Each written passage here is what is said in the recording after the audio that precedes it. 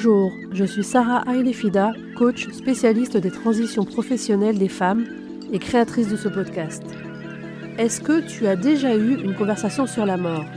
Pas autour d'un deuil ou dans l'urgence, mais juste comme ça, à la machine à café, un dimanche entre famille, entre amis ? Moi non plus. Enfin, pas souvent. Et c'est exactement pour ça que mon invitée d'aujourd'hui a tout quitté pour en faire sa mission. Virginie Barba a 43 ans, elle habite dans les Hauts-de-France, elle a un chat qui s'appelle Gustave, elle est fan absolue de Taylor Swift et elle visite les cimetières comme d'autres visitent les musées. Elle est conseillère funéraire diplômée, consultante funéraire indépendante, fondatrice du podcast sur la mort Beyond the Veil et organisatrice de Café Mortel à Béthune. Son chemin pour en arriver là est tout sauf linéaire. Il passe par le décès de sa mère, une entreprise d'organisation de mariage ouverte dans la douleur, une carrière dans le tourisme, une start-up parisienne, un arrêt maladie et beaucoup de cimetières. Dans cet épisode, on parle de ce que ça veut dire de perdre quelqu'un, de comment une mauvaise expérience avec un conseiller funéraire peut déclencher une vocation, de pourquoi on devrait tous décider maintenant de ce qu'on veut pour nos obsèques, et de la robe en tulle rose et des bottes Taylor Swift que Virginie a prévu de porter pour ses propres obsèques. C'est un épisode sur la mort et sur à quel point parler de la mort, c'est aussi parler de la vie. Je préfère prévenir, dans cet épisode, on parle de la mort sans tabou, et on rit pas mal, et peut-être que ce n'est pas le bon moment pour toi. Si tu es encore là, bonne écoute.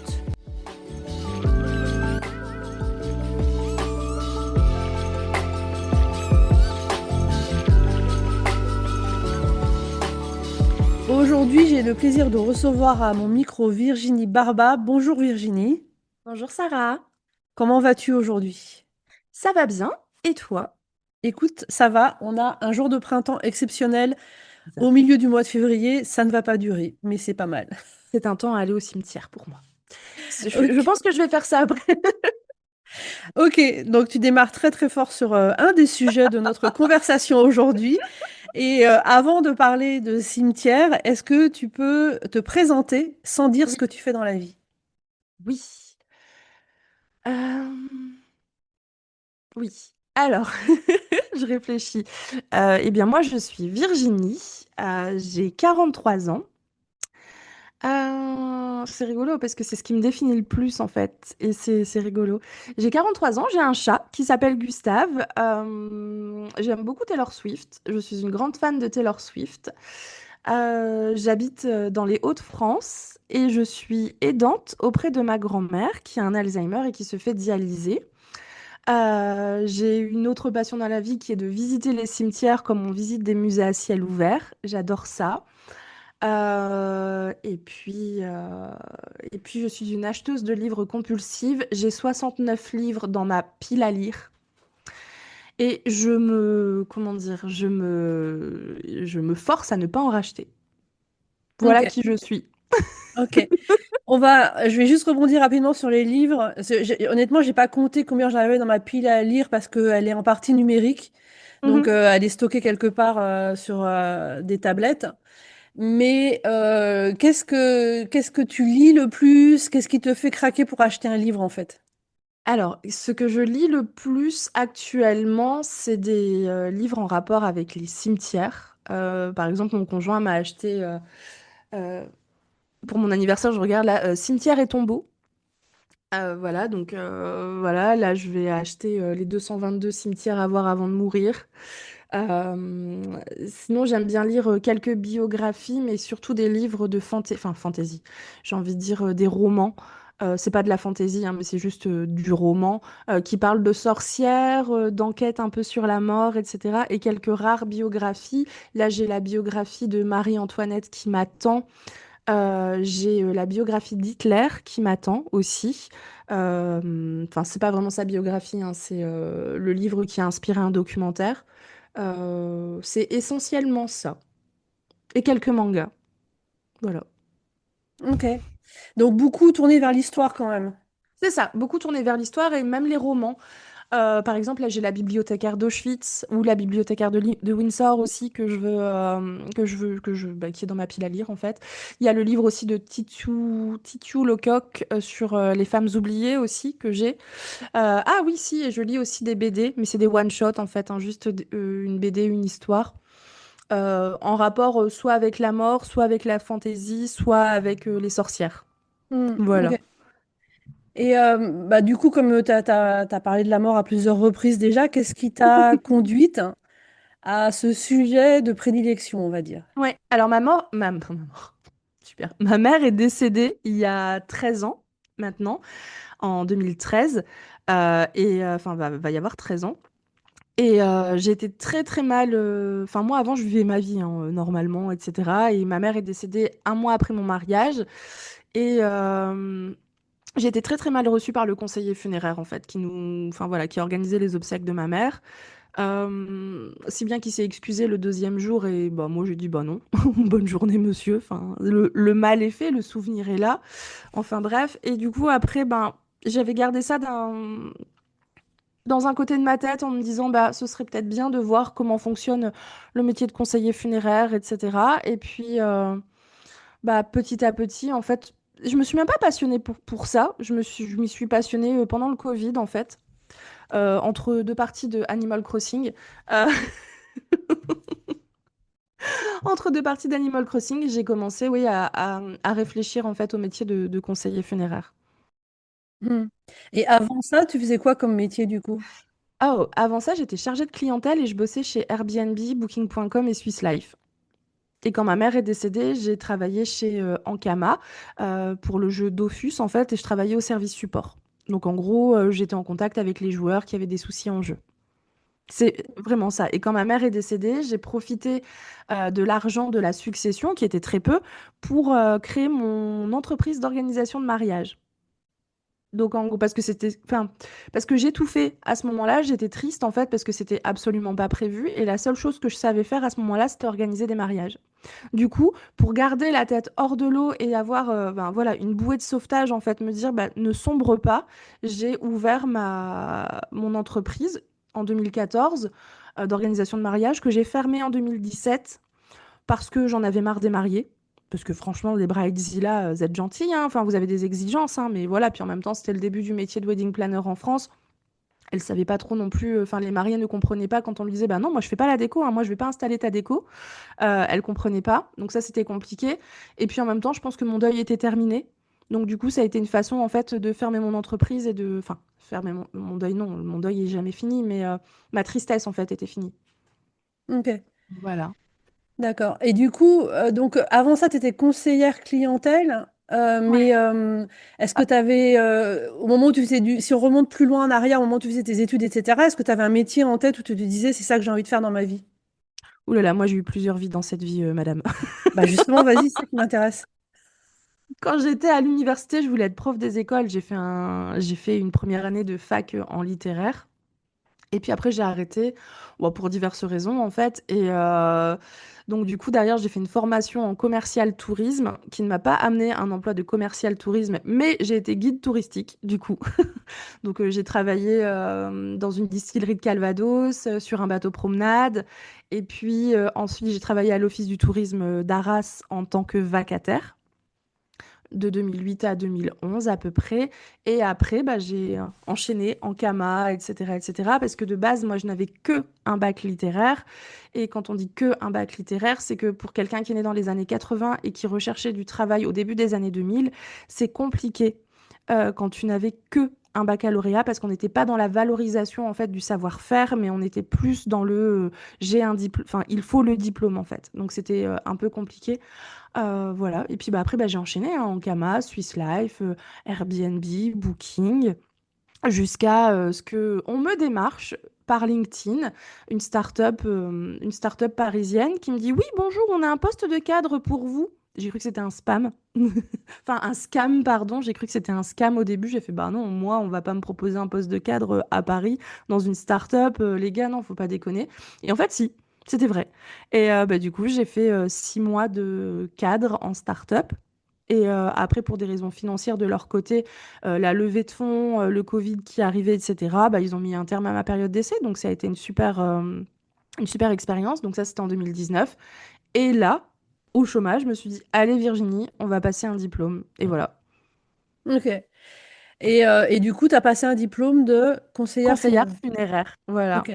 Depuis tout à l'heure, en fait, j'ose pas dire ce que je fais. Tu me dis, faut pas le dire, du coup, je le dis pas. Faut pas le dire au début, mais après, on peut. Oui. Ok, Ouais, ouais, ouais. Donc après, j'ai passé le diplôme en 2019 de conseillère funéraire. Et, euh, et ensuite, ben, j'ai travaillé chez Funecap. ok, Donc Funecap qui est Rock Éclair. ok. Donc là, tu étais salarié chez eux.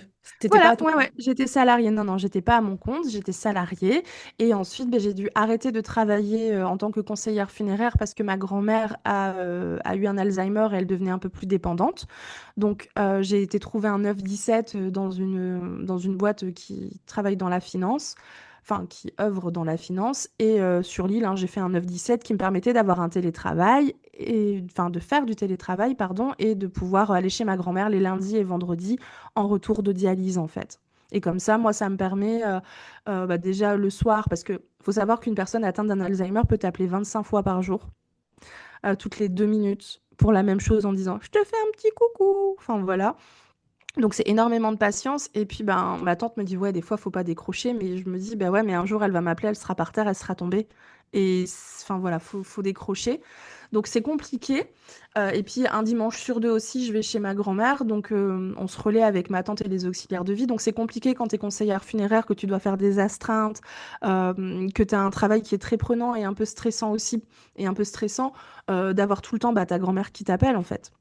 Mhm. Donc voilà, donc 9-17 qui m'a quittée le 21 février. Et du coup, je suis consultante funéraire à temps plein maintenant. Voilà, pourquoi? Parce que ben, en avril dernier, j'ai lancé mon podcast Beyond the Veil, un podcast sur la mort, qui de base devait simplement être un podcast parce que j'aime parler de la mort et ça me manquait. Et donc, bah, j'emmène mes auditeurs dans les cimetières, je leur fais découvrir des traditions funéraires ou alors on parle de faits de société. Et puis, bah, je me suis rendu compte que ben, il y a un manque en termes d'organisation d'obsèques, notamment là au mois de décembre quand j'ai fait un post par jour et je postais sur des tips funéraires. Je me suis rendu compte qu'il y avait une demande et j'ai décidé de créer mon programme pour apprendre bah, aux personnes qui le désirent à organiser leurs propres obsèques. Parce que on ne sait pas de quoi demain est fait. Il y a des morts qui sont très bêtes, malheureusement. Et du coup, ça te fait réfléchir aussi et tu sais pas de quoi demain est fait. Et si toi, t'as rien préparé, ou tout du moins si tu n'en as pas parlé à ta famille, bah, les gens qui restent en fait ne savent pas. Et moi, quand ma mère est décédée, je savais pas. J'ai fait au mieux et après, j'ai dû vivre avec le fait de faire au mieux. Donc là, l'idée, c'est de proposer un programme pour que les gens, chez eux, et pas aux pompes funèbres en 3 quarts d'heure à réfléchir s'ils veulent un cercueil en pin ou n'importe quoi, vraiment chez eux, réfléchissent à l'organisation de leurs obsèques, à ce qu'ils vont mettre en place, si on doit écrire ça dans un petit carnet, si on fait une petite vidéo, etc., etc. Donc c'est voilà, ça c'est l'idée du travail de consultante funéraire, et puis après aussi faire de la mise en valeur du patrimoine funéraire avec les mairies. Mhm. Mais du coup, consultante funéraire, tu peux le faire en étant indépendante, parce que pour moi, c'était forcément un métier qu'on faisait en tant que salarié dans une entreprise, tu vois. Alors, je peux être consultante funéraire sans accompagner les familles.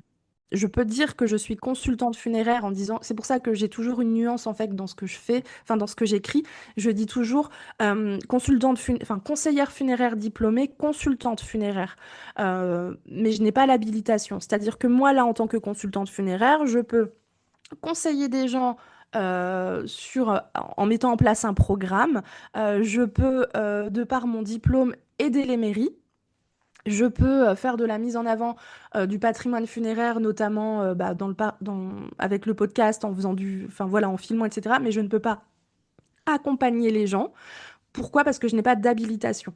Et en fait, il faut une habilitation de alors, je sais plus parce que je m'y suis penchée il y a pas longtemps, mais en fait, en gros, il te faut une habilitation si tu veux accompagner les gens. En gros, c'est une formation de gestionnaire de pompes funèbres, en fait. Parce que du coup, tu es patron de ta propre entreprise de pompes funèbres. Si tu veux être, par exemple, funéral planner, comme wedding planner, mais pour les pompes, enfin, voilà, pour les obsèques, ben là, il te faut une habilitation.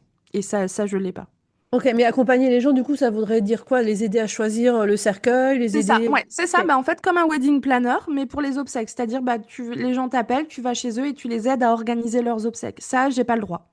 Par Mhm. contre, conseiller, créer un programme et conseiller les gens à distance, hein, sans être décisionnaire ou sans prendre des décisions ou contacter un crématorium, etc. Ça, je peux, sans le faire. Ouais. Ok, d'accord. Ok. Et du coup, tu disais que c'était ton intérêt s'était révélé au décès de ta mère quand tu avais été toi mal reçu par le Ouais. conseiller funéraire. Mais du coup, après, la mort de manière générale a pris vachement plus de place que enfin juste que devenir conseillère funéraire, parce que tu en as fait un Ouais. podcast, tu lis Ouais. sur le sujet, etc. Ouais. En fait, c'est un peu faux. Enfin, mon intérêt sur la mort est venu au décès de ma maman, oui, mais quand j'étais petite, on m'emmenait tous les jours au cimetière, enfin tous les jours. Tous les dimanches, on m'emmenait au cimetière. En fait, toutes les semaines, j'allais au cimetière avec mon arrière-grand-père qu'on accompagnait pour se recueillir sur la tombe de mon arrière-grand-mère. Donc j'avais déjà un attrait quand j'étais petite, en fait, mais c'est parce que je suis dans le déni. Mais il y avait. Je suis dans le déni, c'est tout. Non, non, mais il y avait déjà un attrait pour la mort, mais pas vraiment le gros attrait. Mais il y avait. Enfin, c'est pas un attrait pour la mort, c'est un attrait pour l'architecture parce que j'adorais déjà petite me balader dans les cimetières. Et je pense que le fait d'être conseillère funéraire, ça a ouvert quelque chose chez moi au niveau de la mort. Ne serait-ce que sur la culture de la mort, ne serait-ce que... et puis le podcast m'a... Enfin, et puis aussi sur le corps mort, parce que j'ai, comment dire, j'ai appris, en fait, en étant conseillère funéraire, l'évolution d'un corps décédé, etc. Et c'est pas que ça me passionne, hein, parce qu'on va pas partir non plus, oh, bah, celle-là, elle est un peu bizarre. Mais on va dire que scientifiquement parlant, le devenir du corps au décès en fonction des différentes pathologies des gens, pour moi, c'est passionnant. Et, mais, et en fait, moi, enfin, je pense que mon vrai attrait pour la mort avec les lectures, etc., il est venu du podcast. Parce qu'en fait, moi, je voulais juste ouvrir un podcast chill, en fait. Et puis, ben, je me suis dit, mais waouh, il y a ça, oh, il y a ça, oh, il y a tel asso. Par exemple, il y a l'association des Tafofilles. Donc, en gros, ce sont des femmes euh, enfin, c'est une association en fait qui met en avant le matrimoine funéraire des cimetières. Enfin voilà, des femmes qu'on a oubliées en fait, qui ont fait de grandes choses et qu'on a oubliées. J'ai découvert aussi l'association Danse Macabre d'Europe, qui met en avant en fait, enfin qui fait des recherches et qui met en avant donc cette danse macabre du Moyen Âge.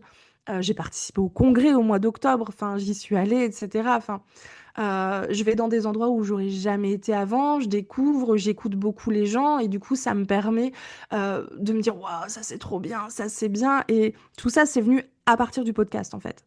En fait, c'est juste ma curiosité est satisfaite. Hmm. Enfin, tu vois un peu. Ouais, ouais. Mais justement, je voulais voir le lien entre toi, petite fille, qui visite les cimetières avec ta famille, donc de façon euh, une visite comme on visiterait un château quasiment, ou un musée, Ah, ou mais carrément, carrément, parce que moi j'étais en amour devant une sépulture. Enfin, c'est une dame contre une chaise. J'en parle dans mon épisode sur Arras. Et en fait, j'adore cette sépulture. En fait, c'est une dame qui tient une chaise, etc. Et quand j'étais petite, je disais que c'était ma grand-mère parce qu'elle ressemble. C'est vrai qu'elle ressemble un peu à ma grand-mère. Et du coup, j'étais là, je fais, ah, mamie, mais oui. Mais en fait, et aujourd'hui, enfin, si c'était ça ta question, aujourd'hui, je vais dans un cimetière pareil comme si c'était un château. Enfin, dans les épisodes que j'ai fait l'été dernier, je suis en mode oh, une porcelaine, oh, ça c'est trop bien. Et toujours avec du respect, parce que bah, faut respecter ces personnes qui sont enterrées, etc. Parce qu'on connaît pas, mais la famille ou même leur volonté ont fait qu'ils aient de très belles sépultures, et si elles sont là, c'est pour qu'elles soient vues. Enfin, pour moi, c'est ça en fait. On décide pas de mettre une super sépulture bah, pour pas la voir, enfin, pour pas qu'on aille la voir. Donc, non, non, pour moi, les cimetières, c'est magnifique. Alors, un cimetière tout plat dans un petit village, il est beau, mais c'est plat. Il y a pas d'arbres. Voilà. Après, il y a aussi cette mise en valeur-là des cimetières qui fait que c'est joli. Mais non, moi, je vais toujours dans un cimetière comme si c'était un... Bah, ouais, non. Pas comme si c'était un parc à thème, hein, faut pas déconner non plus. Mais ouais, comme si c'était un château, comme si c'était un vrai musée. Parce que on apprend l'histoire de nos villes dans les cimetières. Tu vois, par exemple, là où je suis, à Béthune, du coup, il y a 16 mères enterrées dans le cimetière. 16. Dans le même cimetière. Bah, voilà l'histoire, en fait, que tu peux apprendre. Pareil, il y a une association, les Charitables, qui permet à des personnes qui n'ont pas les moyens d'organiser leurs obsèques.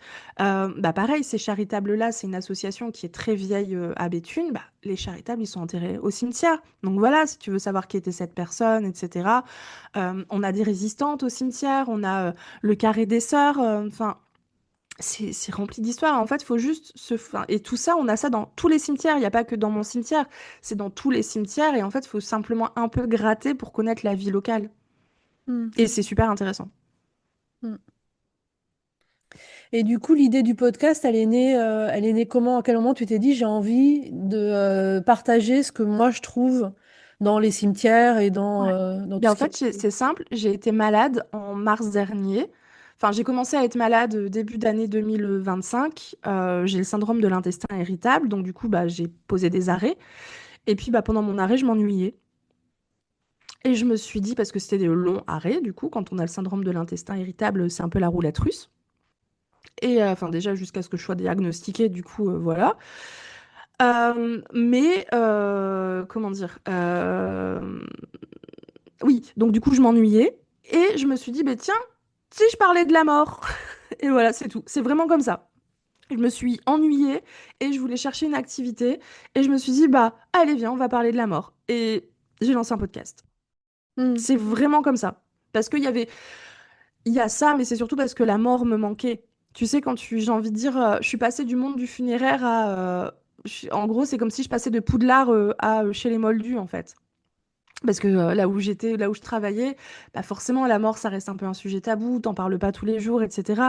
Et puis, chez toi, tu vas pas dire, ah bah tiens, je vais aller au cimetière. Enfin, si, tu peux, mais il y a des choses, en fait, qui manquent, en fait, au quotidien. Et bah, comme ça me manquait beaucoup et que j'avais du temps, bah, j'ai dit, allez, on y va.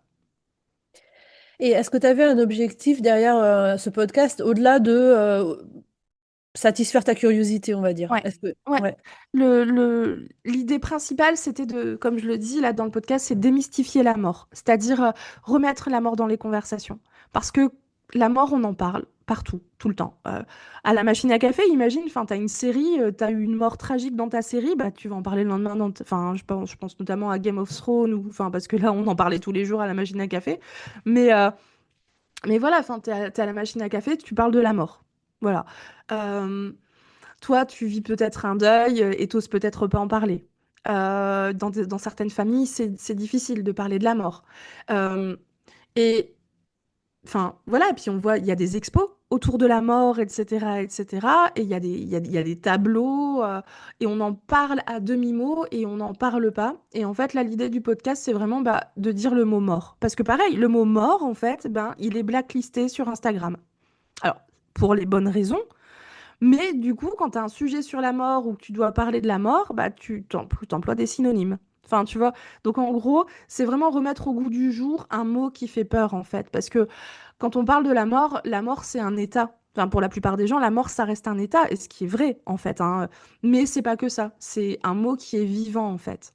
Et donc c'est vraiment là l'idée, c'est de montrer aux gens que la mort, ben c'est vivant quelque part.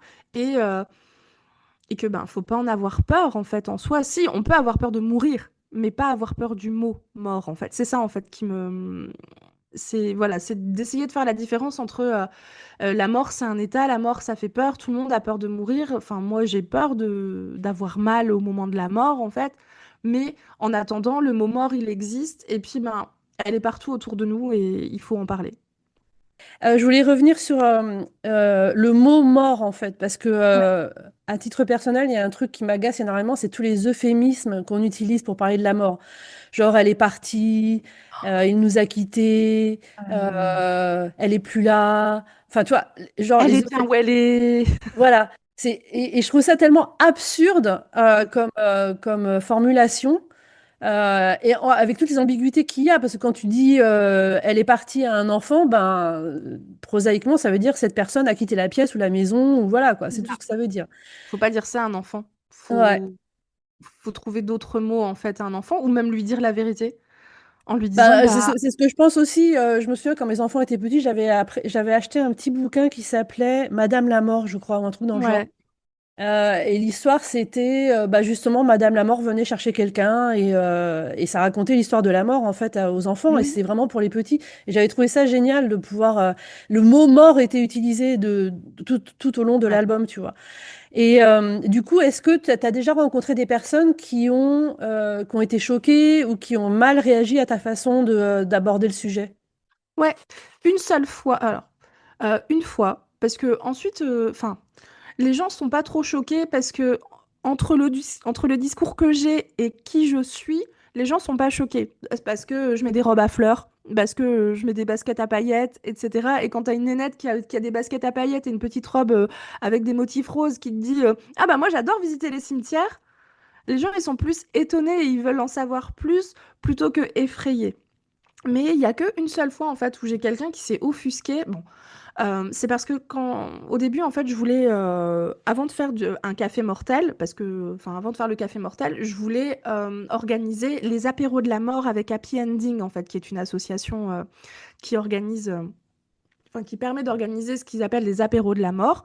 Et j'avais contacté une association locale sur le deuil. Et donc, j'ai contacté cette personne qui est âgée. Et je lui ai dit, parce qu'il faut être deux en fait, hein, pour les apéros de la mort, il faut être deux. Et donc, j'ai contacté cette personne parce que pour moi, enfin, cette association, parce que pour moi, c'est pertinent d'avoir et le deuil et le conseil funéraire. Et cette personne, en fait, quand je lui ai dit que ça s'appelait les apéros de la mort, elle s'est totalement offusquée. Alors, je pense qu'il y a eu un conflit générationnel aussi sur ça, et elle s'est dit ah non, apéro de la mort, c'est trop. Enfin, voilà, on dit pas ça. Euh, Enfin. Et j'ai pas compris. Et ensuite, quand je lui parlais vraiment de mon podcast, de ma démarche, elle comprenait pas. Parce que pour elle, en fait, la mort, c'était quelque chose de saint, enfin de sacro-saint, pas de saint, mais de Mhm, sacro-saint, en fait, mhm, auquel il fallait absolument pas s'attaquer. C'était dans un état comme ça, etc. Mais il faut savoir aussi qu'au Moyen Âge, on dansait, on célébrait la vie des personnes. Et c'est parce que la mort, alors après, c'est de ce que j'ai compris, mais c'est parce que euh, la mort et l'organisation des obsèques ont été reprises par l'Église. Et c'est à partir de là, en fait, qu'on a eu tout ce... Enfin, voilà, tout ce... Oh là là, la mort, c'est triste, etc., etc. Mais du coup, non, non, j'ai eu qu'une seule fois une personne qui s'est un peu offusquée. Après, les gens sont un peu curieux ou se disent oh là là, c'est quoi ça? Comme là, le café mortel, là, je sais que la maman de la patronne du bar où je vais aller lui a dit oh, mais c'est quoi ça? Et tout. Et donc, bah, lui a expliqué. Et elle a fait ah, ok. Enfin, voilà. On est un peu, ouais, dans. C'est pas de l'incompréhension, mais il faut juste expliquer aux gens. Et de façon saine et de façon, j'ai envie de dire, on vulgarise un peu la mort, on vulgarise un peu ce qu'on fait sans partir dans le côté technique. Et les gens après trouvent que c'est plus d'utilité publique parce que effectivement on n'en parle pas assez. Mais après, il mhm. restera toujours des gens que ça va choquer de parler de la mort parce que bah si, hier encore, j'étais un truc et je disais ce que je faisais et la fille disait oh là là, ben écoute, moi je m'en vais un peu parce que là tout ce que tu me dis ça me fait peur. Je lui disais juste en fait que je visitais les cimetières, Mhm. tu vois. Donc, il y a des gens qui veulent pas du tout en entendre parler parce que bah, pour eux, c'est potentiellement contagieux. Et bah, c'est tout, c'est comme ça. On va pas... Le but, c'est pas non plus de les forcer et de leur dire, ah bah non, regarde, la mort, c'est bien. Enfin, non, bah, c'est tout. Il y a les croyances qui vont rester, mais petit à petit, en fait, d'éveiller les consciences sur ben, la mort, elle fait partie de la vie. Il suffit juste d'ouvrir les yeux et puis de se cultiver parce qu'on apprend plein de choses, en fait, sur la mort. Le Panthéon. Alors là, je suis allée au Panthéon cet été. Oh, mais on apprend plein de choses. Et pourtant, ils sont tous morts, hein. Mais enfin, ils sont tous morts autour de nous, hein. Mais on apprend plein de choses. Mhm. Tu as évoqué les cafés mortels. Du coup, est-ce que tu peux nous dire en quoi ça consiste, les cafés mortels? Ouais, alors là, j'organise un café mortel à Béthune. Donc, le café mortel, c'est un principe en fait de Bernard Crétaz, qui est suisse et qui a écrit un livre qui s'appelle Les cafés mortels, tout simplement, dans lequel en fait, bah, il pose différents principes et notamment, enfin, par rapport à la parole ouverte sur la mort et notamment sur le fait que ben il faut aller au café, prendre un verre et discuter de la mort. Voilà, simplement. Et ça, cette idée-là, ben, elle est dans 55 pays. Il y a 55 pays qui organisent des cafés mortels. La France en organise aussi. En France, il y en a à Rennes, à Paris, à Lille aussi notamment. Bah, il y en a pas chez moi à Béthune. Et j'ai décidé, en fait, bah, d'aller parler aux gens. De dire, bah, venez, on va se mettre autour d'un verre et puis on va parler de la mort. On va parler de nos expériences. On va parler de vos deuils si vous voulez. On va pleurer, enfin vous allez pleurer et nous, bah, on sera émus, potentiellement on pleurera. On va rire aussi. Peut-être qu'on fera des groupes et on dira ah, on va aller visiter le cimetière. Peut-être qu'on va monter un book club, j'en sais rien. Mais l'idée, c'est de rassembler des gens qui ont envie de parler de la mort et de repartir un peu plus léger en fait. Peut-être que les gens, ils vont pas vouloir partager leur expérience parce que c'est pas un groupe de parole. C'est absolument pas un groupe de parole. On n'est pas là non plus pour se juger. On est juste là pour dire, bah voilà, moi j'ai envie d'en parler. En fait, c'est comme le podcast, mais en vrai. Mais grâce à Bernard Crétaz, en fait, et son livre, en fait, c'est ça. Et, euh, et donc, du coup, ça s'appelle Café Mortel parce que lui a appelé ça Café Mortel. Hmm. Et l'idée, c'est ça, c'est de se... Alors, l'entrée est gratuite parce que tu vas dans un café, chacun paye son verre, il faut pas déconner non plus. Et, et voilà, c'est tout. Et c'est vraiment de parler. Et puis peut-être qu'il y a des amitiés qui se créeront, peut-être qu'on se reverra plus jamais non plus, peut-être qu'il y a des gens qui ne viendront plus jamais. Mais l'idée, c'est de vivre une expérience tous ensemble et de, voilà, de parler. Après, il y aura des thématiques. Donc là, le premier, il est un peu plus généraliste. Et ensuite, il y aura potentiellement des thématiques comme comment parler de la mort aux enfants, vivre un deuil, c'est quoi l'humusation, et puis bah, de faire venir différents intervenants aussi. Parce que ben, moi, je suis là, mais je ne vends rien. Parce que l'idée aussi, c'est que dans les cafés, on ne vende rien. Parce que c'est un moment de détente et je suis pas là pour faire ma publicité. Si, quelque part, parce que bah, voilà, on va me connaître en tant que consultante funéraire. Mais l'idée, c'est pas de vendre mon programme d'organisation d'obsèques à tout va, etc. C'est vraiment de passer un bon moment. Donc voilà, c'est vraiment ça en fait. C'est même pas du démarchage ou une réunion Tupperware quelconque. C'est vraiment, venez, on va prendre un verre et on rigole, quoi. Hmm. Mais du coup, c'est une organisation qui existe déjà, qui a des codes, des règles, etc., les cafés mortels, ou c'est juste tu peux utiliser le nom et organiser ce que tu veux. Non, on peut organiser le nom tout en respectant le principe du livre, en fait. C'est surtout ça, en fait. Il faut vraiment respecter le principe du livre. Je sais que à Rennes, il y a une association, enfin pas à Rennes, euh, mais de ce côté-là, dans le 26, une association qui s'appelle Thanatosphère et qui forme, en fait, qui forme gratuitement des personnes qui veulent organiser des cafés mortels, en fait. Voilà. Après, moi là, je prends le nom Café Mortel. Le livre, je suis en train de le lire aussi pour respecter les principes. Et puis voilà, après, c'est de faire au mieux, de ne rien vendre et de vraiment de respecter les principes qui sont on ne juge pas, on ne vend pas, on ne conseille pas. Voilà, il y a des principes à respecter. Et par rapport à ton podcast, est-ce que tu le vois évoluer dans les mois ou dans les années qui viennent? Est-ce qu'il y a, t'as un projet derrière, quelque chose que tu voudrais vraiment Oui, en faire ou vraiment ouais, réussir avec? ouais.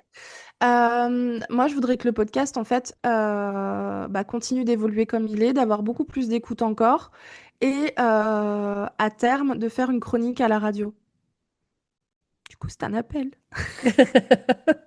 Non, non, l'idée, c'est que le podcast, bah, de continuer vraiment le podcast et de pouvoir, en fait, être invité à des événements, des expos, etc., pour pouvoir, ben, que le podcast, en fait, devienne un vrai média d'influence sur la mort. C'est vraiment ça que je veux. Et à terme, eh ben, continuer le podcast, mais faire une chronique mortelle, un peu drôle, etc. N'importe quelle radio de toute façon, hein. Moi, je m'en fiche des politiques à la radio. Donc, embauchez-moi. Non, mais voilà, c'est tout. Voilà, non, c'est vraiment ouais, avoir une chronique à la radio, ce serait bien. Ou même à la télé, je m'en fiche. Mais euh, rêvons, rêvons. Mais, mais non, non, une chronique à faire évoluer. Ouais, voilà. Donc, pour répondre à ta question, synthétiquement, faire évoluer le média, enfin, faire évoluer le podcast comme un média d'influence sur la mort et avoir une chronique à la radio. Ok. Bon, appel lancé dans l'univers du coup. Ah, mais carrément, carrément. Et du coup, comme tu t'es beaucoup renseigné sur les différents rites autour de la mort, etc., est-ce qu'il y a, de ce que tu sais, parce qu'on ne connaît jamais tout ce qui se passe dans le monde et nulle part, mais est-ce qu'il y en a qui t'ont particulièrement marqué ou t'intéressent ou que tu as envie de creuser davantage ou de découvrir peut-être aussi? Honnêtement, bah non. Et c'est pas que j'ai pas envie de découvrir, c'est c'est que ça leur appartient et ça ne m'appartient pas. Et c'est juste ça en fait. Enfin, euh, par exemple, je vais parler parce que nous, quand on est formé en tant que conseiller funéraire, on est formé au rituel musulman et au rituel juif aussi, parce qu'on peut être amené à organiser ce type d'obsèques. Pas spécifiquement parce que chaque religion a ses pompes funèbres en fait. Donc, il existe des pompes funèbres musulmanes, il existe des pompes funèbres juives, et donc c'est très rare que, et là où j'ai travaillé, ça a été très rare d'avoir ce type d'obsèques, enfin ce type d'obsèques, je m'entends, hein, mais des obsèques à rituel en fait. Et mais ça leur appartient et enfin, c'est pas quelque chose que j'ai envie de découvrir et pas parce que je m'en fiche ou quoi en fait, hein, mais c'est pas quelque chose qui va plus m'intéresser. Moi, ce qui va m'intéresser le plus, c'est les rituels laïques. C'est-à-dire les rituels que les familles vont créer pour leurs défunts, en fait. C'est ça, moi, qui m'importe le plus qu'un rituel religieux ou qu'un rituel... Ouais, non, ou qu'un rituel. Alors, oui, on va pouvoir dire oui, par exemple, au Mexique, ils ont leur propre rituel et c'est pas religieux aussi. Ouais, c'est cool. Mais je vais pas être dans... Si, ça m'intrigue quand même, hein, parce que... si, ça m'intrigue. Ça, je veux savoir pourquoi. Parce qu'ils enlèvent les os du sol et il les nettoie. Mais j'ai envie de dire, mais ça, mais oui, si. Alors d'accord, je vais répondre à si. Ça, je veux le découvrir. Ce rituel où on enlève les os et on les nettoie, etc. Oui. Mais sinon, moi, ce qui m'intéresse le plus, c'est la création des rituels laïques des familles, en fait, en France, par exemple, et de les amener à créer leurs propres rituels, leur dire, ben, il n'y a pas de règles, en fait. Parce que c'est pareil, on croit toujours qu'il y a des règles dans les obsèques. Mais il y en a pas. Il y a zéro règle en fait. C'est ta mort, tes règles. Point. C'est ça. Alors, il y a des choses qui sont obligatoires dans la législation funéraire, comme le cercueil, comme les transports aussi, parce que qui va transporter ton corps? Enfin, faut pas déconner non plus, quoi. Mais enfin, il n'y a pas de règle en soi, en fait. Il y a pas de règle de bien t'habiller. Si tu as envie de te foutre en robe pilou-pilou, enfin, même, enfin, moi, je sais que si un jour je viens à décéder, on me met ma robe en tulle rose avec mes bottes Taylor Swift. Parce que, qu'est-ce qu'on va en faire quand je serai morte? On va les donner. On va pas les mettre dans un musée, donc autant que je reparte avec.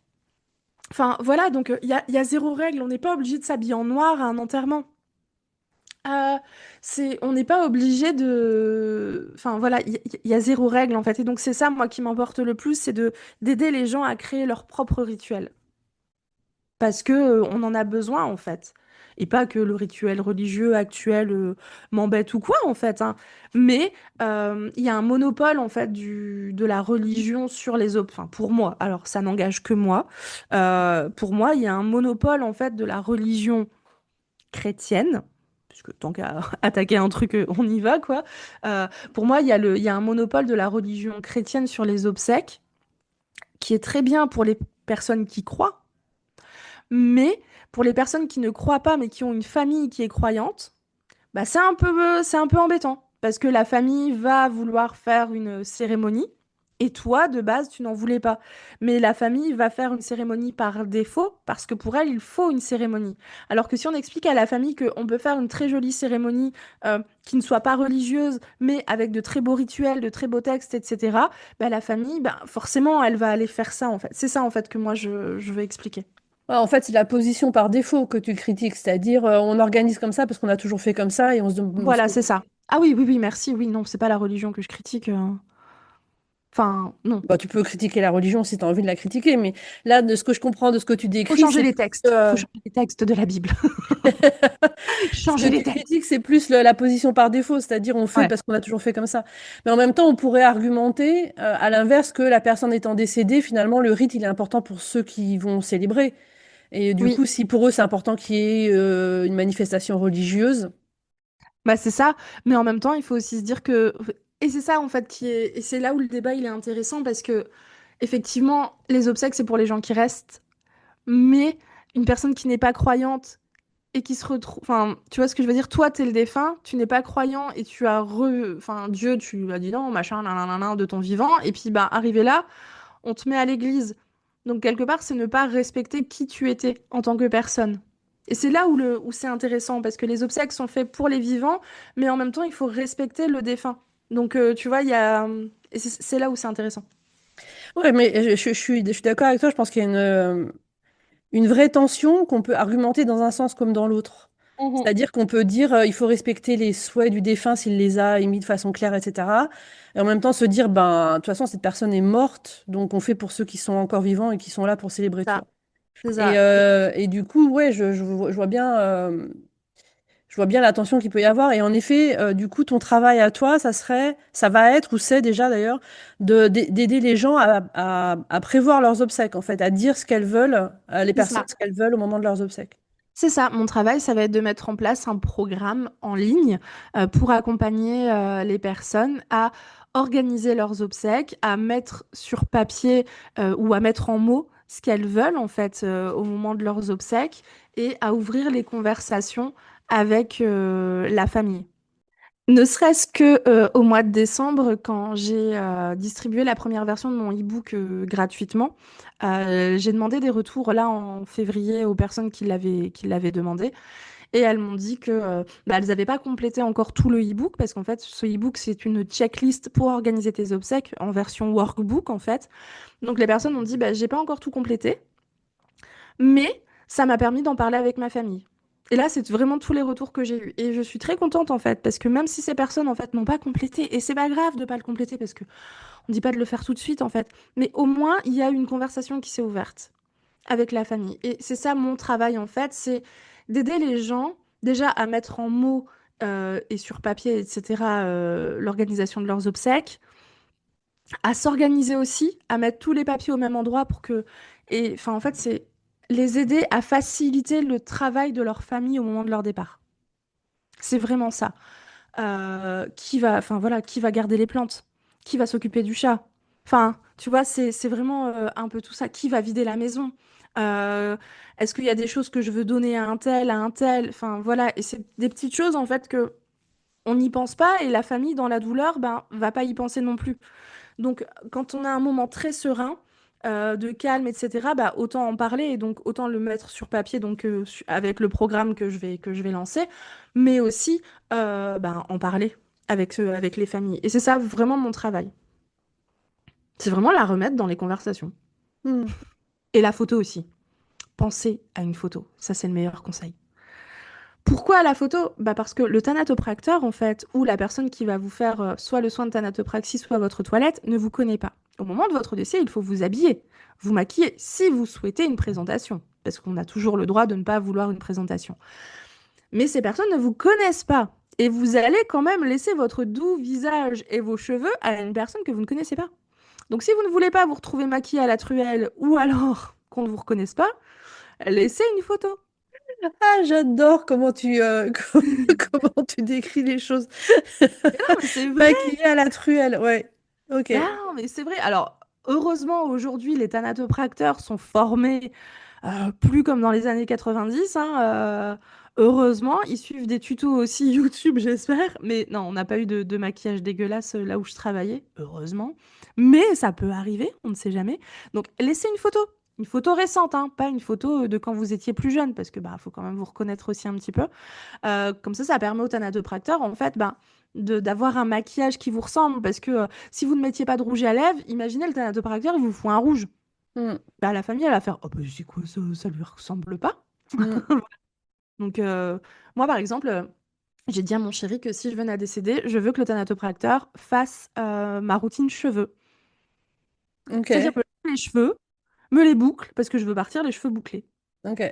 C'est con, je serai plus là pour le voir, mais les autres seront là pour me voir. Et je veux qu'ils aient une bonne, une bonne vision de moi avant de partir. Voilà, c'est tout. Il y a des gens qui veulent faire leurs ongles. Il y a des thanatopracteurs qui mettent du vernis à ongles.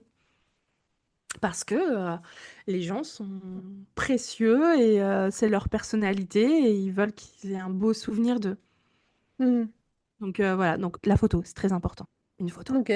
Ouais, j'y Parce que aurais pas pensé. cette photo va servir au thanatopracteur, mais elle va aussi servir, si vous le voulez, au faire-part. C'est la photo que vous allez mettre sur votre faire-part. Est-ce que vous voulez qu'on mette une photo de quand vous aviez 30 ans alors que vous avez 60 ans, par exemple? Hmm. Alors, peut-être, oui, mais on vous reconnaîtra pas.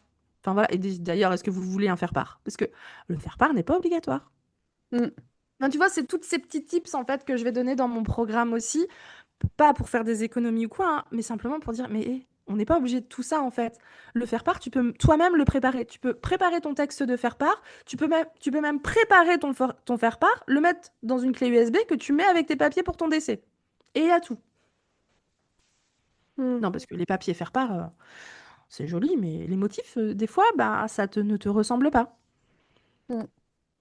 En fait, ce que tu décris là, c'est une façon de donner vachement de liberté aux gens par C'est rapport ça. à plein Ouais. de traditions, on va dire ça comme ça, qui font que, enfin, je vais complètement extrapoler, mais c'est comme parler de la mort, mais c'est aussi être à un enterrement. C'est-à-dire, à un enterrement, il faudrait être triste, mais parfois, ta tristesse, elle est pas dominante, en fait. C'est ça. Et en fait, le programme que je veux sortir, c'est permettre à chaque personne d'avoir un hommage qui lui ressemble, en fait. Qu'on se souvienne de toi de la bonne façon. Et en fait, pour se souvenir de toi de la bonne façon, bah, il faut que ce soit toi, en fait, qui dise qui tu étais, ce que tu aimais, etc. Parce qu'il y Mm. a des gens qui, par exemple, si ce sont tes parents qui vont organiser tes obsèques, tes parents ne te connaissent pas comme tes amis te connaissent. Donc, forcément, il y aura un décalage. Alors oui, l'hommage, il sera beau de toute façon. Mais voilà, en fait, c'est permettre à chaque personne de pouvoir même s'exprimer une dernière fois aussi, parce que peut-être que toi, tu as envie de mettre un petit mot, ou tu as envie de faire une vidéo en mode, bon, alors si vous voyez cette vidéo, c'est que je suis partie. Enfin, tu vois. Mm. Mais voilà, bah, c'est comme là, récemment, Eric Dane, en fait, qui a joué dans Grey's Anatomy, qui est décédé, et qui a laissé une vidéo à ses filles et à son ex-femme, du coup, et qui a voulu la diffuser. Mm.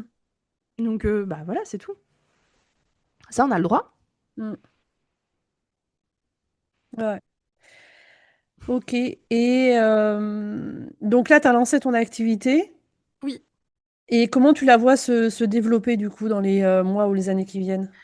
Alors, il y a 3 pôles à cette activité. Donc, il y a le programme, en fait, donc la mise en vente d'abord du e-book et ensuite du programme pour organiser ses obsèques. Le deuxième, c'est d'aller accompagner les mairies dans la recherche des héritiers des sépultures qui sont en désuétude, donc qui sont abandonnées. Pourquoi? Bah parce qu'il y a énormément de sépultures qui sont abandonnées et les mairies ne savent pas quoi en faire parce que bah, il y a encore des héritiers ou pas, etc. Et donc mon travail, ce serait d'aider les mairies, parce qu'ils ont déjà des services en fait hein, qui se chargent de ça, mais d'aider et d'accompagner ces services, parce qu'ils ne sont pas dédiés que à ça, à du coup chercher les héritiers. Voilà. Et le troisième pan de l'activité, ça va être de mettre en place une visite guidée dans mon cimetière. À Béthune. Ouais, une visite guidée à Béthune. Donc là, je vais travailler avec l'Office du tourisme, pas pour la faire avec eux, mais pour les inviter à voir en fait cette visite guidée et bah, pour être recommandée en fait par l'Office du tourisme. Parce que j'ai une spécificité, moi, dans ma ville, c'est que la mairie de ma ville a mis en scène, en fait, le cimetière, c'est-à-dire qu'il y a des petits QR codes et un petit livret qui est disponible à l'Office du tourisme pour visiter, en fait, le cimetière. Donc, il y a déjà une visite qui peut se faire de façon autonome. L'Office du tourisme propose quelques visites à des périodes très spéciales, mais le reste du temps, il n'y a pas. Ça ne se visite pas. Donc, je me dis, ben, pourquoi pas, moi, créer ma propre visite, qui ne serait pas celle que l'Office du tourisme propose, puisqu'on va pas non plus. Enfin, voilà. Voilà. Et la mettre en place. Et puis, ben, à l'ego, en fait. Enfin, voilà, faire ce que je veux faire. Donc, ça aussi, c'est beaucoup de. Comment dire, d'autorisation, parce que c'est une autorisation de la mairie. Voilà. Est-ce que je peux, moi, faire une visite guidée euh, dans le cimetière? Bah, je pense que oui, en fait, hein. Mais c'est une autorisation quand même. Donc voilà, il y a plein de choses à mettre en place au niveau de l'activité. Pourquoi tout ça? C'est pour que, en fait, je souris parce que, en fait, moi, tout ce que je veux, c'est que je fais, enfin, mon travail, parce que la mort, c'est ma passion. On va dire ça comme ça, ce qui est vrai. Mais pour que, au final, en fait, quand on parle de la mort, on pense à moi. Tu vois, Ok. c'est un peu du personal branding, en fait.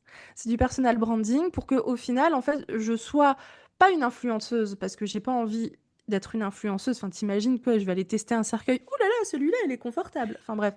Euh, préférez le chêne plutôt que le pain. Euh, Non, mais je veux pas être influenceuse. Ce tissu est beaucoup plus confortable. Oh là là. Enfin, non. Je me vois pas, tu vois, influenceuse, voilà. Mais être un porte-voix, tu sais. Être le porte-voix de... Enfin, pas ouais, de la population, je m'entends, mais tu vois. Parce qu'il y a beaucoup de professionnels du funéraire hein, qui parlent, etc. Et c'est très très bien. Mais ces professionnels ne vulgarisent pas. Et en fait, moi, je voudrais juste en parler avec mes mots et pourquoi pas, en fait, bah, être invité dans des émissions télé, tu vois, etc., pour juste parler d'un principe, etc. En fait, c'est juste ça. Hmm. Voilà, c'est parce que hier, c'est vrai, hier, je disais, ouais, non, moi, je veux juste que quand on parle de la mort, on pense à moi. On m'a dit, putain, c'est glauque, hein, quand même. Ça va. Ben non, mais après, c'est ça, ça s'appelle du personal branding. Quand on parle de la mort, ben, on va penser à toi. Allez, hop, c'est parti. Mais non, mais voilà, c'est tout. Je dis ça, puis ça fait très stratégique, etc. Mais en même temps, il faut vivre quand même de nos activités. Mais c'est pas, voilà. Et après, on peut dire oui, tu vas te faire du fric sur la mort des gens, etc. Bah non, justement, c'est pas l'idée. L'idée, c'est de me faire de l'argent sur la mise en valeur du patrimoine, sur certes un programme, mais les gens sont encore en vie, en fait, ils sont Hmm. pas morts, etc. Donc, et puis jusqu'à preuve du contraire, personne ne fait ça, personne n'apprend aux gens à organiser leurs obsèques. Oui, tu peux aller de façon gratuite, tu peux aller déposer tes volontés dans un pompe funèbre, hein, c'est gratuit, mais en général, c'est une liste à compléter et tu n'échanges pas puisque cette personne ne te connaît pas. Là, moi, c'est donner l'opportunité à quelqu'un bah, de prendre du temps avec un café, un thé ou même entre amis ou avec sa maman, son papa, etc. et dire, bon, bah alors, allez, hop, aujourd'hui, on va choisir les obsèques. Enfin, voilà, c'est ça, et c'est pas se faire de l'argent dessus, c'est aider à faire en fait, parce que dans ce programme, c'est pas juste poser tes volontés, c'est comprendre la législation funéraire, c'est donner des petits tips, c'est expliquer comment on peut mettre un carnet en place. Enfin voilà, il y a plein de choses comme ça, et surtout ne pas être seul, parce que l'idée aussi, c'est de mettre un genre de petit Discord en fait, où les gens pourraient se poser des questions entre eux, pour ne pas être seul, et puis ben avoir un petit one-to-one avec moi aussi, euh, voilà, pour ben, répondre aux questions. Et donc, du coup, c'est être accompagné dans l'organisation de tes obsèques, en fait. Et puis, bah, Hmm. du coup, si toi, t'organises tes obsèques, bah, t'es prêt pour organiser les obsèques des autres, puisque tu sais Hmm. déjà. Hmm. Mais quand bien même ce serait une source de revenus, enfin, les pompes funèbres vivent de l'organisation des obsèques Oui, des non, gens. mais Donc, carrément. Ah oui, c'est un non, mais c'est parce business que, comme un autre. voilà, c'est ça. La mort, c'est un business. Et en fait, la mort, elle est devenue un business parce que, historiquement parlant, ça a été repris. Ça a été. Et puis, de toute façon, et j'ai envie de dire, de toute façon, la mort, c'est un business. Mais les gars, qui c'est qui paye le cercueil? Enfin, faut bien le payer le cercueil, faut bien payer le transport parce que bah moi je veux bien prendre ma maman dans ma voiture, la transporter de l'hôpital, voilà, mais faut bien transporter les gens. Et du coup, ça a un coût tout ça. Alors oui, il y a une association, enfin il y a un groupe de personnes qui veut faire une sécurité sociale de la mort. Moi, je veux bien, mais après, il faut voir comment ça va se faire, en fait, cette sécurité sociale de la mort, etc., etc. Qui va prendre en charge ça? Est-ce que c'est l'État qui va prendre en charge ça? Parce que vous voyez déjà combien de temps on met pour avoir un document. Alors, combien de temps ça va prendre pour organiser nos obsèques? Enfin, voilà. Oui, il y a une réforme. Mais oui, par contre, je suis d'accord sur le fait qu'il faut faire une réforme de l'organisation des obsèques. Mais c'est en train de bouger, là. Alors, ce sera pas pour tout de suite, mais c'est en train de bouger. Hmm. Parce que ça coûte un bras, les obsèques. Hmm. Pareil, il y aura un module paiement aussi dans mon programme. Enfin, là, j'en parle comme ça, mais module paiement. Qu'est-ce qui se passe? Comment on paye nos obsèques? Enfin, qui prend en charge? Comment? Enfin, est-ce qu'il faut un contrat obsèques tout de suite? Enfin, voilà, c'est vraiment répondre à toutes ces questions, etc. Mais oui, de toute façon, il faut se faire de l'argent. Enfin, quoi qu'il arrive, il faut de toute façon qu'on vive de nos activités, mais il faut le faire sainement. Hmm. C'est juste ça. Hmm. Ouais. Et juste partager un truc personnel sans rentrer dans les détails. Mais c'est vrai que quand on doit organiser les obsèques de quelqu'un, on n'a aucune idée de comment les choses vont s'organiser, quel va être le timing, à qui s'adresser, combien ça va coûter, ce qu'on peut faire et ne pas faire, etc. Euh, et que juste avoir ça en tête, c'est hyper important et que quand on est face au conseiller funéraire, euh, on a finalement très peu d'informations si on ne sait pas poser les bonnes questions. C'est-à-dire C'est qu'en ça. gros, pour la personne qu'on a en face de soi, ça va de soi. Bah voilà comment ça se passe un enterrement, sauf que, enfin, comment ça se passe après le décès, sauf que toi, tu sais pas. Et que moi, je me suis retrouvée dire à la personne, OK, décrivez-moi étape par étape ce qui va se passer et à quelle échéance. Parce qu'on n'a aucune idée et que les gens te parlent pas en fait. Ils te disent, Non. voilà, vous devez choisir le cercueil, vous devez choisir l'intérieur du cercueil. Alors, Mais oui. à aucun moment on te dit, en fait, le déroulé, ça va être ça. Et le truc le plus important quand tu es dans cette situation, je trouve, en tout cas moi, c'est ce que j'ai ressenti, c'est que tu as besoin d'avoir des points de repère, de savoir comment concrètement, genre cette journée concrètement, comment elle va se passer, quoi. Et Ouais. ça, personne te le dit si tu poses pas la question. Alors, ouais. Et ça, c'est pas bien parce que moi, je sais que je travaillais pas comme ça. Enfin, après, je pense aussi que c'est à charge du conseiller funéraire que tu as en face de toi. Mm. Parce que moi, la procédure, c'était d'accueillir les personnes. Je leur expliquais tout ce qu'on signait, tout ce que je leur faisais signer, pourquoi, le pouvoir, la délégation de pouvoir, qu'est-ce que c'est en fait? Le pouvoir, c'est simplement tu vas signer parce que c'est toi qui vas prendre en charge l'organisation des obsèques et je te fais signer un deuxième papier parce que comme ça, on peut aller chercher le corps de ton défunt. J'appelle devant la famille la personne qui va chercher le corps du défunt. Point. La famille voit tout, tout ce que je fais en fait. Enfin, moi, c'était ça. Et tu leur expliques, et après, tu leur mets le déroulé. Enfin, moi, je sais qu'on donnait un déroulé à la famille. On faisait le faire-part ensemble, et j'expliquais en fait que comment ça allait se passer, qu'on allait faire le devis, qu'on allait choisir le cercueil, etc. On allait faire le faire-part, et ensuite on allait faire comment dire, le déroulé ensemble, parce que il faut appeler le crématorium, l'église, etc., etc. Mais ils repartaient avec un déroulé. Et on leur expliquait, voilà, tel jour, vous arrivez à telle heure et ça va se passer comme ça, comme ça, comme ça. Mais en fait, je pense que c'est à charge aussi du conseiller funéraire et c'est bête parce que on explique de plus en plus aux conseillers funéraires de le faire et puis quand bien même il y a du bon sens aussi. Enfin, tu te dis putain, la famille elle est là. Enfin, personne n'organise des obsèques, hein. Enfin, personne ne sait organiser des obsèques. Mais moi j'ai eu la même chose, hein. Moi quand ma maman est décédée, euh, le conseiller funéraire qui m'a reçu m'a dit votre maman voulait être inhumée ou crématisée? J'étais là. Bah je sais pas. Je savais pas, on n'en avait jamais parlé. Donc, j'ai réfléchi et comme ma maman était claustrophobe, je me suis dit, je vais pas la foutre dans une boîte toute sa vie. Donc, j'ai dit, ce sera la crémation. Et il m'a tendu le papier et il m'a dit, donc c'est votre décision, signez ici. Après, t'inquiète, ça a continué. Après, on nous a mis dans les cercueils et on nous a dit, allez-y, choisissez un cercueil.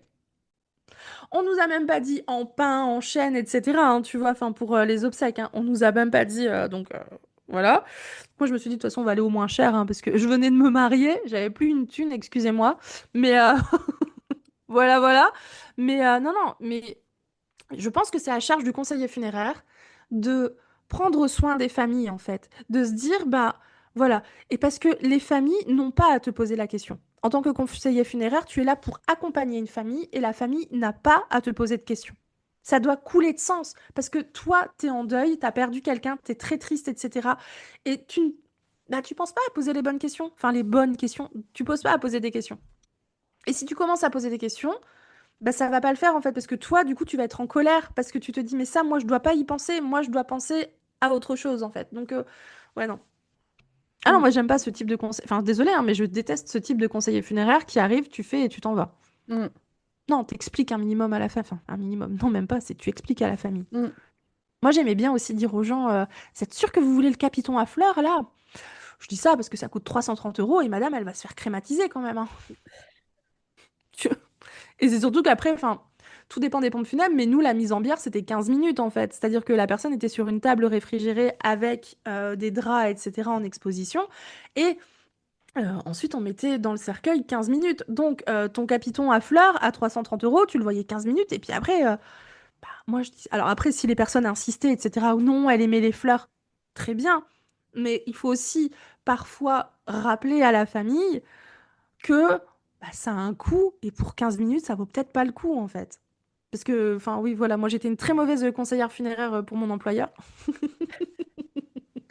Non, mais De toute façon, le conseiller funéraire n'est absolument pas commissionné sur le devis, en fait. Ça, faut le savoir. Donc, qu'est-ce qu'on s'en fiche, en fait, que tu vendes plus ou moins. Après, oui, ça fait rentrer du chiffre d'affaires. Mais toi, tu as une conscience, on va dire, en tant que conseiller funéraire. Tu as une conscience, donc. Ok. Mais oui, non, je te rejoins sur le fait que tu dois pas poser les questions. Tu dois savoir comment ça doit se passer tout de suite, en fait. Mm. Bon, moi, je suis un peu contrôle freak, donc j'ai fait ma liste de questions sur mon téléphone et j'ai pu poser toutes les questions que je voulais. Oui, D'ailleurs, non, mais c'est très bien. auxquelles ça a été très clairement répondu, mais c'est vrai que il y a des informations que tu aimerais avoir spontanément sans avoir besoin de formuler ce que tu es en train de te poser Ça. comme question, quoi. Bah, c'est ça, en fait. Si on devrait. Euh, on arrive tranquillement à la fin de cet épisode où on a effectivement, comme c'était prévu, beaucoup parlé de la mort. Euh, Si je te pose la dernière question que je pose à toutes mes invitées et je te laisse l'interpréter vraiment comme tu le souhaites. Oui. Et si c'était à refaire dans ta vie, de manière générale?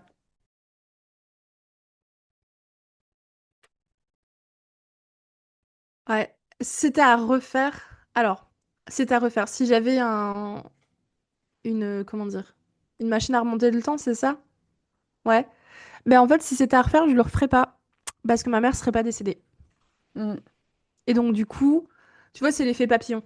mm, C'est ça, en fait. Si c'était à refaire, je le referais pas. Parce que ma mère serait pas décédée. Et je pense que le décès de ma mère a été le point de départ de tout ça. Et je le referais pas. Parce que du coup, ma mère sera encore en vie. Et moi, j'aurai une petite vie tranquille de femme mariée, tu vois, dans son travail. Enfin, voilà, tu vois. Donc, si ma mère était en vie et si c'était à refaire, non, je le referais pas. Mais si on prend le fait que ma mère est bien décédée, effectivement, je le referais. Et beaucoup plus tôt, par contre. J'attendrai pas 13, 19, 6 ans, en fait. J'attendrai pas 6 ans. Je le ferai bah, au moment où j'ai été wedding planner. Bah, là, j'aurais dû être conseillère funéraire. Je l'aurais fait plus tôt. mm. Voilà. Mais par contre, je serais restée conseillère funéraire, tu vois. Mais après, est-ce que je l'aurais fait de la même façon qu'aujourd'hui? Bah non, parce que peut-être que j'aurais pas mon podcast aujourd'hui, parce que j'ai évolué, j'ai vécu des choses aussi dans ma vie qui ont fait que je suis qui je suis aujourd'hui avec mes envies. Donc peut-être qu'il n'y aurait pas eu le podcast, etc. Donc ouais, je l'aurais fait plus tôt, mais du coup, je ne serais pas qui je suis aujourd'hui, je n'aurais pas rencontré les gens. Non, bah en fait, au final, bah tu touches à rien en fait. C'est soit tu touches à quelque chose et maman est encore en vie et tout va bien dans ma vie, soit en fait non, je le referai pas parce que aujourd'hui enfin aujourd'hui j'ai rencontré de super personnes, je participe, enfin voilà, j'ai rencontré des associations, etc. Je rencontre des gens, j'ai interviewé des personnes qui sont super intéressantes, j'ai de belles opportunités aussi grâce au podcast. Je me sens épanouie même si la vie entre deux m'a roulé dessus. Donc c'est pas grave en fait si c'était à refaire, ben je le referais. Même si la vie me roule dessus de la même façon, je le referais. Ok. C'est bizarre hein, comme réponse, parce que du coup, tu es en mode ouais, non, je le referais plus tôt, je serais conseillère funéraire plus tôt, et puis après, derrière, non. Ben non, en fait, non, je le ferai parce que là, je suis pleinement contente de ce que je fais. Donc ouais, non, je le referai. Et même pas différemment, en fait. Parce que après, il y a toujours un effet papillon si tu fais les choses différemment. Mm, Et moi, j'ai pas envie que ça change, en fait. mm. Ok. Eh ben écoute, merci beaucoup pour ton temps et pour ces échanges, Virginie. Merci à toi de m'avoir supporté. Avec grand plaisir. Voilà, j'espère que cet épisode t'a plu. Laisse-moi un commentaire, envoie-moi un email, dis-moi ce que t'en penses. Et à bientôt!